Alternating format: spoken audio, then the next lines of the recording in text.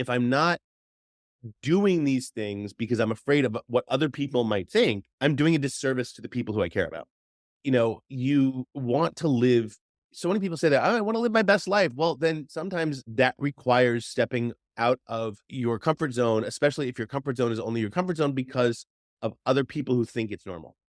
You have to live a certain way and be a certain way to do the best you can for yourself. And when you're doing the best you can for yourself, that translates to other people and it radiates out and you become a better version of yourself. And if you're not doing that, why are you here?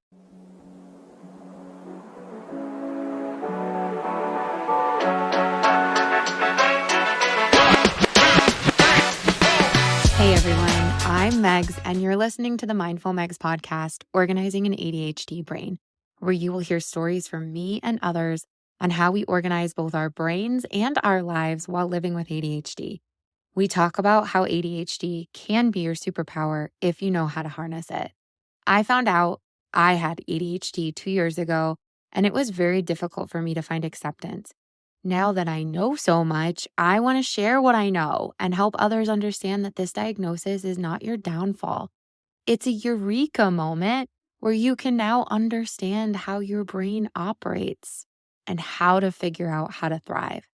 You can expect to feel inspired, like you're not alone, and learn about so many of the incredible organizational tools there are to help your head stay on straight. I'm so excited to share our next guest with you. Thank you so much for tuning in. I cannot wait for you to listen to this next podcast. I had the opportunity to interview Peter Shankman. And if you've never heard of him before, go look him up because he's pretty incredible. I first discovered him when I bought the book Faster Than Normal. Someone had recommended it to me to start to understand what ADHD is like and what it means to have ADHD. I remember putting it on my Audible because I listen to every book that I read, sometimes on 2 times speed. And I decided to paint my bathroom at the same time. I'll still never forget the moments as I heard this book. I was painting my bathroom and I was listening to this guy talk about his brain, and I've never felt so seen in my entire life. This guy has never met me. I am a woman, and I just didn't know that other people's brains worked like mine did. As I was reading, I would run into the other room and tell my husband, "Oh my gosh, you have to read this book." He has ADHD as well. You're going to relate to this so much, maybe even more so than me, because ADHD can sometimes show up different in women than it does in men. I also remember crying. I was moved so much at the fact that I just couldn't believe that so many of the things that I thought were wrong with me were something that other people were experiencing as well. And it's literally because of our brains.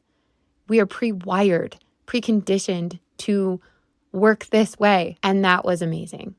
It was amazing because finally, even though I had a diagnosis and I kind of knew what it meant, I now understood that there were so many other things that I could take advantage of as I continued to learn about my brain, how it operated, and I could share that with others as well. One of my favorite things about the book is with ADHD, oftentimes you'll be listening to a book or you'll be doing something, but then your brain takes you down a completely different path.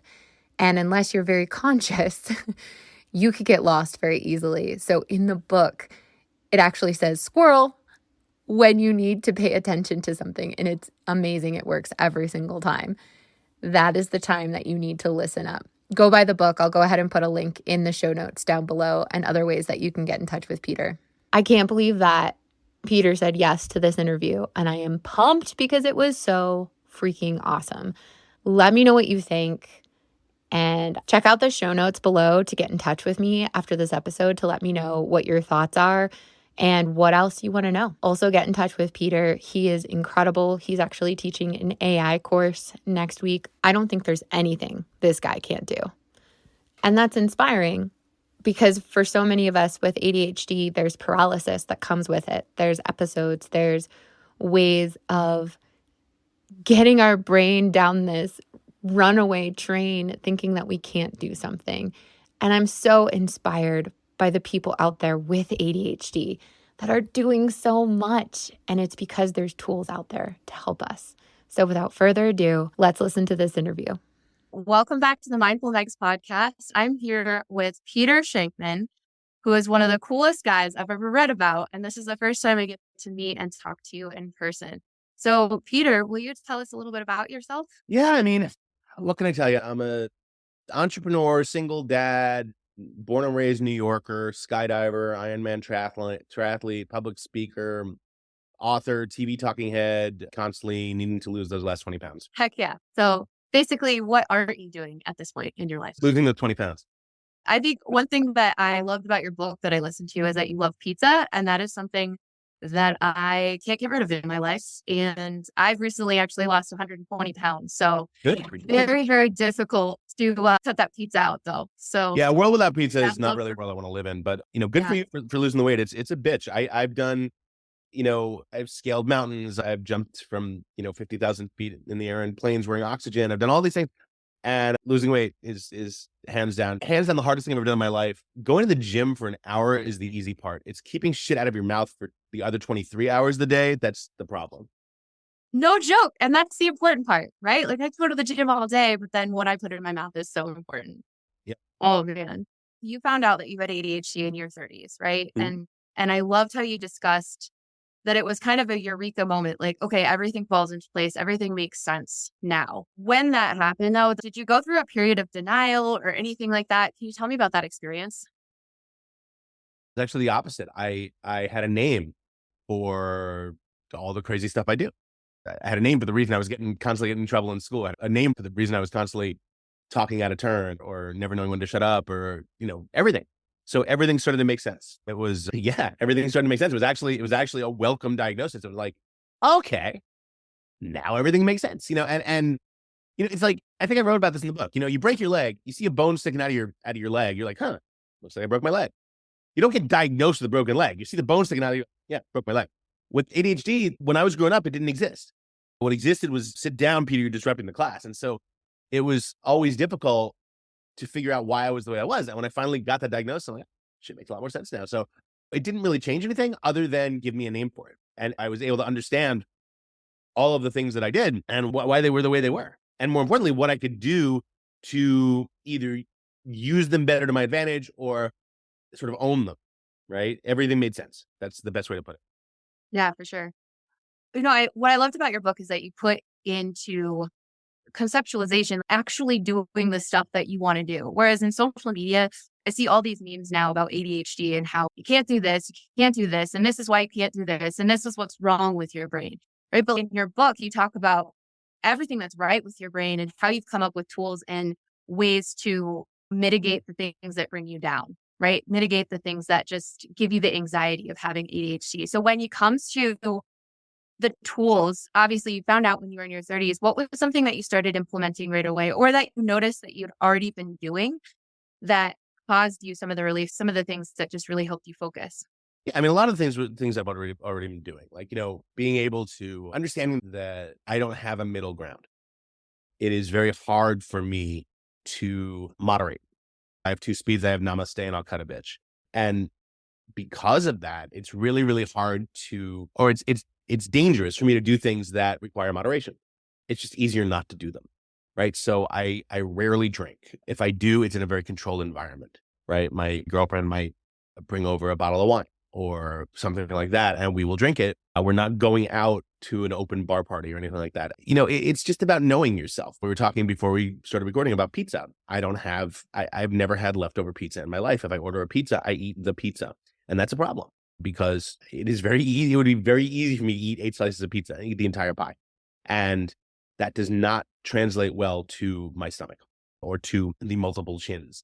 So you have to know yourself and you have to come up with ways to modify your behavior that are easy to do because otherwise you won't do them and also give you the benefit you need. So my daughter loves pizza. So we want to have pizza one night. Great. We won't order a pie. We'll go a couple of blocks down the street to a pizza place, each have 2 slices and come home, right? Thereby preventing the other 4 slices from sitting in the fridge until I eat them and things like that. So it's really, again, it's about knowing yourself.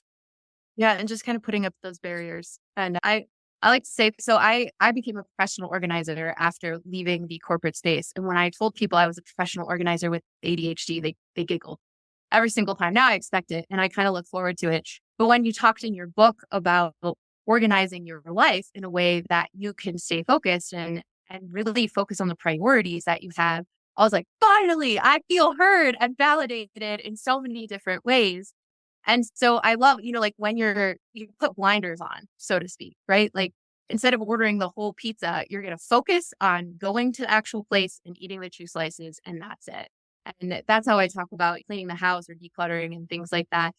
I'm fascinated with the way that you have your life organized, but how did you discover that that was a way that could help you thrive? Like in your closet, the way that you have your clothes organized in compartmentalized ways. It's funny because when you just say it out of the blue, it sounds really weird, but it makes perfect and complete sense. So my closet is organized. There are two sides and they're labeled. The first side says office slash travel, and it's this t-shirts, sweatshirts, jeans. And the other side says speaking slash TV, and it's button down shirts, jackets, and jeans. My sweaters, my vests, my suit, all that nice stuff is in my daughter's closet away from me. Because if I had to wake up every morning and look at all the clothes I had and make all these decisions, I'd find it, oh, that sweater. I remember that sweater. Laura gave me that sweater. I wonder how she's doing. I should look her up. It's 3 hours later. I'm naked in the living room. Facebook, I haven't left the house. So you're very aware of that. And knowing that, eliminating that decision fatigue and eliminating the sort of paralysis that comes with that is liberating, right? I wake up, I look at my calendar, or I have Alexa tell me my calendar, and it says, here's what you're doing today. And if I'm just working or if I'm not going on TV or giving a speech, it's easy. I grab the first t-shirt I see, the first sweatshirt I see, the first jeans I see, I'm done. Heck yeah. That's awesome. What about finding stuff in your house? Do you have a strategic place where you keep things in your house to make sure that they don't get lost? Yeah, I mean, I organize things very specifically where I can find them. And it's funny because my daughter's a couple weeks ago, Daddy, where's the Scotch tape? Oh, it's in the kitchen. Why is it in the kitchen? Because that's where it is, right? Where I keep it, things like that. But it works. It works. It works. It works. And it's different for everyone. You said in one of your podcasts or something that I listened to you, and apparently you're a stalker now. I've listened to a lot. I'm like 2 times speed, but you said organization is our best friend. And I love that so much. And I also still see so many people out there with ADHD that struggle so much. They're like, I have too much stuff. I can't be organized. I can't do this. I can't do that. What would you say to those people who are, I don't want to call them excuses because I think it's just that they don't necessarily know enough. But what would you say to those people that keep saying that? Like, I have ADHD, so I just have too much stuff. That's just who I am. What's the quote from Game of Thrones? It's never forget what you are. The rest of the world will not. Wear it like armor and it can never be used to hurt you. Right. So embrace the fact that you're ADHD, embrace the fact that you're neurodiverse, embrace the fact that you have these special gifts and own it and own the way that you live. Right. And if that means that you have a special system for organizing, or if that means that you get up at 4 a.m. to get 2 hours on the bike so you can have dopamine to have a better day, own it, right? If that means you sleep in your gym clothes, whatever it is, own it, because Sure, all things you do, which is awesome. you're doing you. And Yeah. the only person you're really accountable to, I'm accountable to 2 people. I'm accountable to, well, 3 people, technically. Myself, my daughter, and to a lesser extent, my girlfriend. Those are the only people I really have to try and please, right? But specifically myself. If I'm not doing these things because I'm afraid of what other people might think, I'm doing a disservice to the people who I care about. You want to live. So many people say that I want to live my best life. Well, then sometimes that requires stepping out of your comfort zone, especially if your comfort zone is only your comfort zone because of other people who think it's normal. You have to live a certain way and be a certain way to do the best you can for yourself. And when you're doing the best you can for yourself, that translates to other people and it radiates out and you become a better version of yourself. And if you're not doing that, why are you here? I think the Greeks said it best. You have to take care of yourself before you attempt to take care of other people. It's the oxygen mask theory plane. Get your own mask on first so you can breathe and then help as many people. Heck yeah. I think I learn a little bit more every single day. I have 2 little girls myself, 6 and 4. And it's difficult, right? Because I just want to do everything for them. Sometimes they have to get hurt in order for them to learn. And it sucks as a parent. I don't want to see my daughter get hurt, but Bill Nye said it best. He said, if you want your children to grow, you can't interfere when they're doing dangerous things carefully. And I always remember that because there was a time when my daughter 4 or 5. And we were at a playground and there were 2 jungle gyms, the small kids jungle gym and the big kids jungle gym. And she wanted to go in the big kids jungle gym and mommy won't let me. I said, I'm going to let you. I said, be careful. Imagine each step in your head before you take it. And she did it. And she got through the whole jungle gym. She didn't fall. And the look on her face, the pride that was radiating from her all day was just awesome. And, that was a growth moment for her. Right. And what's the worst thing? She might have fallen. She might have banged her head, right? But she didn't. And you weigh those risks. It's why I skydive. What I get from skydiving is worth the risk, in my opinion. That's awesome. I listen to you talk about it and I consider it. And then I'm like, nah, not today. I live in Colorado. Mile High skydiving. It's a great drop zone. Yeah. It looks really Mile cool. High. Next time I'm out there, I'll take you. Okay. Awesome. Very cool. My daughter was crying in her bed the other night and I was trying to say all these things. And then I was like, oh my God, Megan, shut up. Like you've told her, you've been there for her. You're here. You have your hand on her heart. She knows that she's comforted by you. And now it's okay for her to just cry and feel those feelings because I always that's tell legit. Jeff that you can tell me anything. I never want her to do something wrong and think, oh my God, Dad's going to kill me. I want her to do something wrong and think, I need to call Dad. Right. So that's what I'm going for. So hopefully I'm doing the right job. Heck yeah. Yeah, it sounds like it. I loved the interview that she did with you and asked you a bunch of questions. That was amazing. Just beautiful. I want to pivot over to the corporate world and you giving talks about neurodiversity in the workplace, specifically because I found out about 2 years ago. A couple months before that, I had a friend, a coworker, a fellow leader who came into our leadership meeting with our director. And she goes, guys, I just found out I have ADHD and I wanted to let you know so that you could know. And none of us knew what to say. I think we were all looking at my director as like, what do we do about this, right? How do we support her?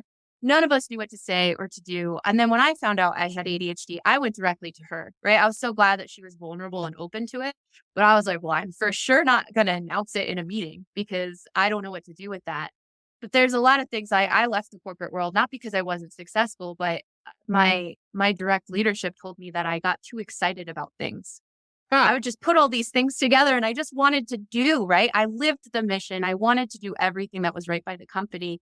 And then I kept getting pushed down further and further and further. And I was like, oh my gosh, I can't be my vibrant self if I'm going to be put in this box. Nobody can put me in a box. Anyone with neurodiversity, we can't be put in a box. So tell me about this work you're doing because I'm dying to hear more.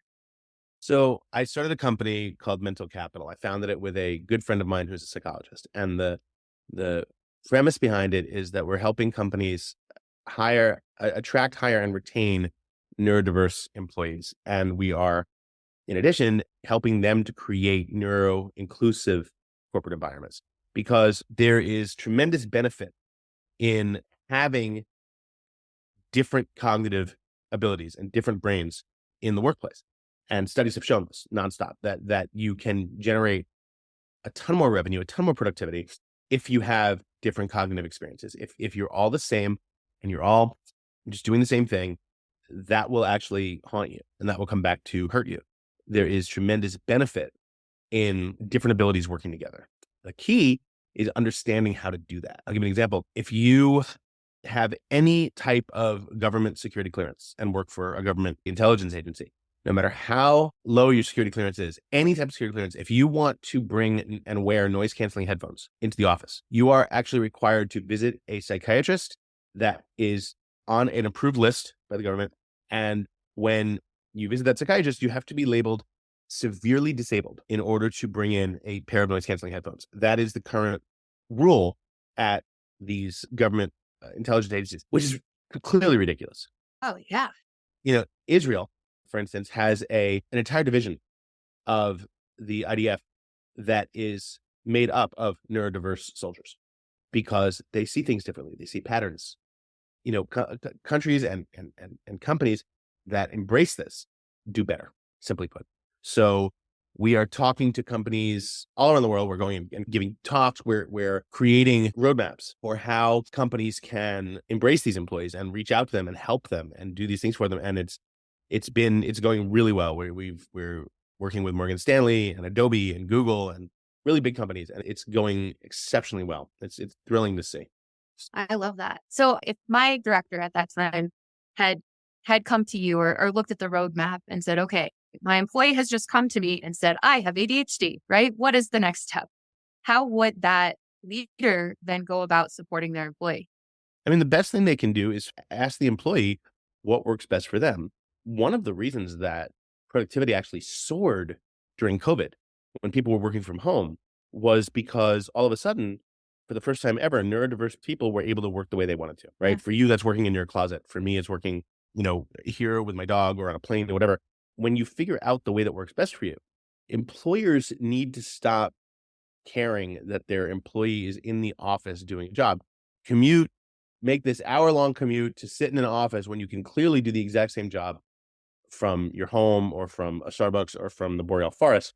The fact that we make employees do these things because that's the way it's always been done is detrimental. And if we give employees the ability to work the way they want, there is a higher productivity level and a higher output. And not to mention a tremendous increase in morale overall. So if you can create that, why wouldn't you do that? It comes down to sort of understanding how employees work, how they work best, and then letting them do that until they show you that they're not working their best. There's absolutely no reason not to let them work the way they want. I couldn't agree more. I was one of the first people to raise my hand and ask that question. I remember there were 400 people in this Zoom meeting, lots of leadership. And I was like, tell me about this messaging and why it's happening this way. And then I realized people didn't like that very quickly. One of the things you have to learn when you're neurodiverse, especially when you're ADHD, is that we tend to think a lot quicker. And a lot of times we speak before we think. And I believe that the character Kramer on Seinfeld, hands down, had ADHD. There's no question about it. And Oh, yeah. my favorite moment of my entire favorite moment of the entire series of Seinfeld was when George is dating this woman with a very, very large nose. And they're talking about women in New York. And the woman with large nose says, God, it's just amazing how many beautiful women there are in this city. It's really kind of intimidating. And Kramer just looks at her and says, as pretty as any of them, you just need a nose job. And like everyone else just loses their shit. Right. And oh my God. But that's what we do. Right. I'm not, in no way was he trying to be hurtful. He was literally just trying to help. Right. We do it with the best intentions, not the best tact. And I cannot tell you how many times I've done that. Right. And in my head, I was like, what? I was just trying to help. I think one thing that you mentioned too is people with ADHD just want to feel heard. Like you want to be able to speak what you have to say. And if someone just acknowledges you and acknowledges that what you've said is important to them as well, you can check the box off and move on. Absolutely. And I think so many people, I have a lot to say on a regular basis about a lot of different processes and systems. And of course, my team, and of course, how things were being managed. And finally, I felt like I couldn't speak up anymore. I couldn't say anything. And so I stopped. And that was so hard. I'm going from wanting to interrupt and I still wanted to interrupt everyone with what I had to say. But I was like, it doesn't matter. I continued just telling myself it just didn't matter anymore. So I'm really pumped about you having these conversations. And I'm also realizing pretty quickly that being an entrepreneur is awesome. And I absolutely love it. And this is my space to thrive. And I'm really excited to spread this message. And even just returning back to work, some people were like, but you're such an extrovert. And I was like, yeah, but people talk about my face when I'm at work. People would walk by me and they'd be like, smile. And I'm like, I'm looking at my computer screen. I don't need to smile at you or anyone walking by. No, I'm focusing on work. I get that a lot. I find that it's so funny that you mentioned that, because I'm the world's most introverted extrovert. In other words, put me on stage in front of 10,000 people and I am the happiest person in the world. That's my happy place. Mm-hmm. Those are people. I can own that room, and I've done it. I love being on stage. Put me at a dinner party at someone's house with 5 other people where I have to make small talk the entire night, and I will be in the second bedroom playing with the cat within 10 seconds. My parents wanted to throw me a 50th birthday party when I turned 50 2 years ago. And they called my assistant and they called my best friend. And both of them, not knowing the other one had said the same thing, said, Ms. Shankman, that's possibly the worst idea you could ever. He's going to hate it. And so my mother, being a wonderful woman, a Jewish mother, said, okay, we won't throw a party. We'll have a dinner. Same fucking. Yeah. So I had to sit there for 3 hours and just smile. Yeah. It was terrible. But I got through it. But it was, again, not my favorite thing. And so you have to understand what you're good at. You have to understand what you're not good at, where your skills lie. You do have to get out of your comfort zone, but you have to live in such a way that you're benefiting yourself first. Yeah. And I think the best way to do that, again, if you guys take one piece of advice away from this talk, stop caring what other people. Yes. Just do your thing. Oh my God, 1,000,000%. And that's why I started this podcast. I finally was like, you know what? If no one listens to me but one person, and I'm making a difference in their life. That's why I'm showing up. Well, that's why I So wrote the children's book, The Boy with the Faster Brain, as well, because, I don't ever want a kid to feel the same level of broken that I did growing up. If I can stop one kid from feeling broken, and if I can help a kid realize at age 5 that they're not broken, that they're gifted, I will probably save them about 20 years of therapy and 20 years of trying to undo the damage that feeling broken for the first 25 years of your life can do. but I think there's having these conversations and people knowing that they're not alone in this is so huge. So that book is huge. One of my daughters told me the other day, she's like, Mom, sometimes I don't know what to do with my hands and they just need to be doing something. And I was like, oh, goodness. Okay. But it was so cool that she was able to talk about that with me. And I love knowing how my brain works so that if she is ADHD or anything, right, I can have that confidence to speak with her and talk to her about how our brain works. And I think Yep. as a parent, I even come into that sometimes. I'm like, look, if mommy gets distracted, it's because of this. It doesn't mean I don't love you. And this is what I'm working on. I saw you having that conversation with your daughter too. And I think that's fascinating. And I think we should normalize that. Like, this is just how I work. Don't be so hard. Give yourself a break, right? You don't need to Yeah. be so hard on yourself. You can understand that every day you're growing and every day you're learning, and you're going to have good days and you're going to have bad days. But the one thing I like to remember, I have a countdown clock, and every day I can look at the clock at the end of the day and say, okay, you know what? You might have had a bad day today, but you still have a streak going of, today's 18,812 days. You have a streak of 18,812 days where you're still alive. So good job, Heck yeah. right? And that, if nothing Exactly. else, that's something. You've made it through 100% of those bad days. And so that's brilliant. Can you tell me, are there any certain activities or environments where you feel your ADHD traits shine the most? Being on stage and speaking, because I never use notes. I don't have PowerPoint. I just get up on stage and tell stories. And that is hands down classic ADHD, is being able to do that. I am awesome in emergencies. And I finally figured out why. Like, I'm the guy you want if we're on a plane and the pilots are incapacitated and they say, can anyone fly this plane? No, but I'll land us. I'm the guy you want if there's a 10-car pileup. I'm the guy you want driving by the other way, because I will help everyone. And I figured out why. And the reason is really simple. There's no small talk during emergencies. Yes. Emergencies are just get in, fix the problem, get out. That is the best way to live. Hands down, the best way to live. Once you understand that, and once you learn that, you realize that it's great to try and create a life like that. I think if I wasn't such a wimp when it comes to I love to exercise, but I love getting on the bike and biking for 100 miles up to, West Point and back, or getting on the Peloton doing 50 miles in 3 hours in the middle of the night. But the problem is I'm terrible at it if I'm being forced to do it. Right. So because I always thought I'd be great in the military. At least, I started thinking that when I got diagnosed, because the structure would have been amazing. There's a Navy SEAL, former Navy SEAL, who taught a boot camp class. He'd come to New York and teach a boot camp class in Central Park from 4:45 a.m. to 7 a.m. for 2 straight weeks.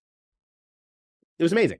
But simple things like he taught us a cadence, where you'd say the words in time to running, right? C-130 rolling down the strip. I still remember it to this day. Yeah. But I come from a Broadway background. I went to high school performing arts, LaGuardia, and I was a fame kid, and I sang and I acted and I did commercials and all that stuff. So we're running and we're doing laps at 5 a.m, and we're all cadencing, I guess. And without even realizing it, I realized that I'm doing it in 3-part harmony, and didn't even realize it. Just what I do, right? And I'm having a blast. I'm singing, And we finish the evolution, we finish the run, and we get back to the area where our base is. And he goes, all right, 30 seconds, get some water. Except for you, Shankman. Crank out 50 push-ups while you remember this is Central Park, not Broadway. So, but to me, that was perfect. That was that's quintessential me, right? Right.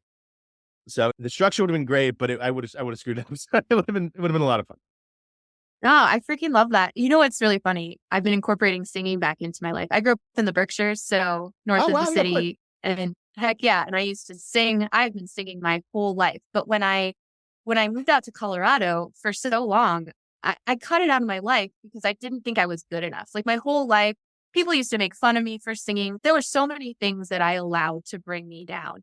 And so this year, I've just opened myself up to these new possibilities. And I met with a friend the other day. We sang a song and we harmonized and we put it out there on social media. We're like, who cares if anyone likes it? But it brought me to life in a way that I haven't lived like that in a really long time. So before we met today, I was like, I'm just going to sing as loud as I freaking can. And that is what's going to give me the confidence to have the conversations and put myself out there in a way that this is so new to me. So I'm pumped that you said that, because I think we often forget and we think that we can't do these things because other people are out there doing it already. But really, I've incorporated this abundance mindset in my life nowadays. And I'm like, fuck it. If anyone could do it, I can do it. So I love that though. I love that you have that Broadway background. It's something that I think is important. And one of my dreams is to be on stage one day. This has been so amazing. Peter, tell me, if you had one piece of advice for my listeners, what would you tell them if they're just finding out that they have ADHD and they don't know what next steps to take? What would you tell them? You're not broken. You're gifted. You're driving a very, very fast car. You've just been given a very, very fast car. And all your life, however, you've been trained to drive a regular, boring car. So you have to learn how to drive this new fast car. And to do that, one of the things you have to start doing is trusting more in yourself. And you have to lose the people who don't believe in you. One of the best quotes I ever heard was from a old skydiver. And you want to listen to old skydivers because if they've been jumping all their lives and they're still alive and they're 60 and 70 years old, they obviously know what they've been doing. So you want to listen to Heck them, have yeah. good advice. And I was complaining once about how none of my friends understand why I skydive and they all think I'm crazy. And he goes, Peter, if you can't change the people around you, change the people around you. And that's one of the best quotes I ever heard. And I'll leave it with that. I'll leave it with that. And to wrap that up, I'd say, if you don't like where you are, move. You're not a tree. I love that. Thank you so much for this conversation. I could probably take this conversation in 8 more different train rides down the road, and I have in my head. But thank you for being here. Thank you for giving me the time of day. I don't even have enough words to tell you how grateful I am. So My pleasure. thank you so much. Thank you so much for listening to that incredible interview. There's so much I think that we can take away. One, go skydiving. It feels like there's something in it for everyone. Maybe we should all go skydiving and really experience this world that we're living in. Another one is believe in yourself. Don't worry about what other people think of you. And ultimately, if you're around people that don't believe in you, find people that do. They're out there. No one should live in a world without pizza. Know that your ADHD is a gift. It's who you are. And there's a whole world of people who love you and want to help you thrive. I really love the conversation we had about the corporate world and how neurodiversity is becoming so much more understood that we're able to incorporate into our work lives. That's incredible. There's even workplaces out there that you can search to find out if they're neurodiverse friendly or not.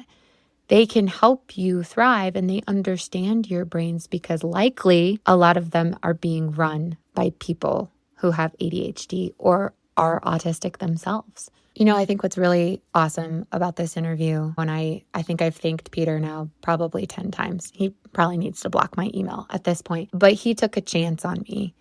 And I am someone out here just starting this podcast, and I'm so eager and excited to have this conversation. I think there's no audience that's too big or too little to be having this conversation with. The more that we know, the more we can help people in this world understand that neurodiversity is an amazing thing. Diversity is an amazing thing. Diversity of thought, diversity of brain function, and diversity in the workplace. Organization is key. I hope all of you go and organize your closets after this. Check out my Instagram. I've got my closet out there and some other closets that I've done for some of my clients. My Instagram handle is below. And I also have created for my audience a to-do list. This is something that I've created and mastered myself. I start with my 3 priorities at the top of my list. I do 6 things every single day, and they have to align with my priorities. And I can add more things to my to-do list, but they're not my top priorities. They get moved to other days, so that way I don't feel too overwhelmed. I don't always get those 6 things done, but I then add them to my calendar so that I can set reminders throughout the day. So check it out. It's at mindfulmegs.com. I'll also link that in the bio. And when you sign up for my email list, you'll get a free copy. Drop me an email. Let me know what you think. It's megs.fromtheheart@gmail.com. Or find me on any social media platform, and I'm so happy to have a conversation with you. Tell me your story. Share with me what you learned. And thank you so, so much for listening today. Something that helps us, as this is free content, is leaving us a review. The more people that leave reviews make this podcast so much more viewable and accessible for those who haven't found it yet. I can't wait to hear from you and talk to you soon.